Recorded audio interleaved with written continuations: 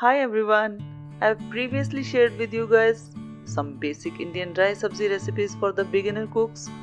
All of these recipes are easy to make, require minimum ingredients. You can enjoy them for breakfast or serve as suki sabzi with chapati and gravy. Today I am sharing another of my mom's recipe, Aloo Bhindi. This is one very simple sabzi that everyone loves, kids, elderly, everyone alike. So without any further delay, let me share with you how I make it.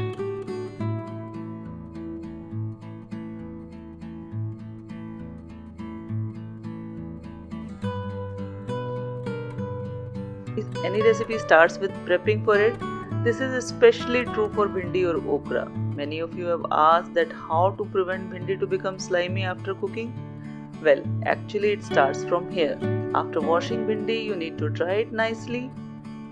The presence of water makes it slimy while cooking. So if you dry it nicely, it will be okay when you are cooking this. One more thing you can prevent sliminess in bhindi, I'll show you that while I'm cooking it. For now, I have sliced bhindis like this.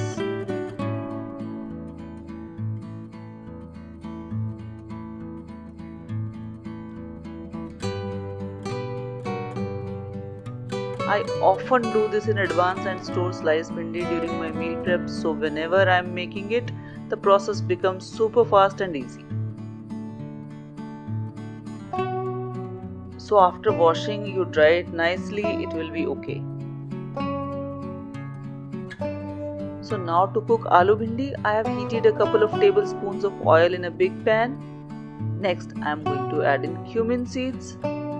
When cumin start to crackle, I have added sliced potatoes. I have cut potatoes like thick fries or wedges. It looks better and cooks better than small chopped potatoes if you are using to make aloo bhindi. Stir the potato nicely. I am cooking potatoes first because bhindi cooks faster than potato. So I am partially cooking the potatoes by covering with the lid.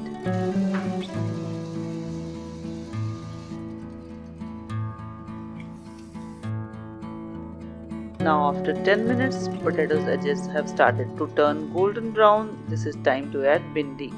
What I am adding here is previously sliced bhindi which I have already cooked, prepped and kept in the fridge last week. So it's time to cook bhindi.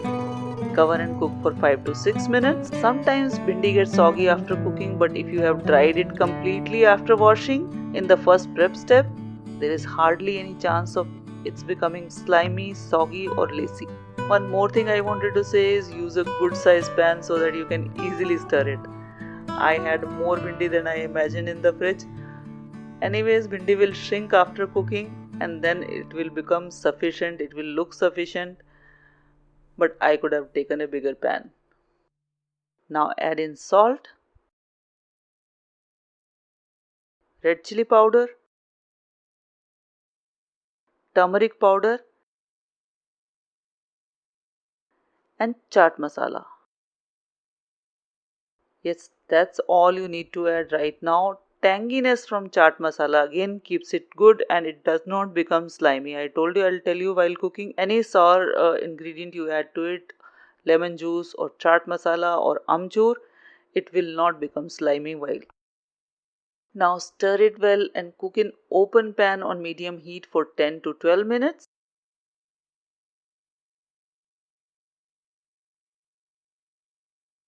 Stir it once or twice and it is cooked now. Aloo bhindi is done. It is time to serve. It tastes best with paratha or as a suki sabzi with dal chawal. Try it. I hope you will enjoy the recipe.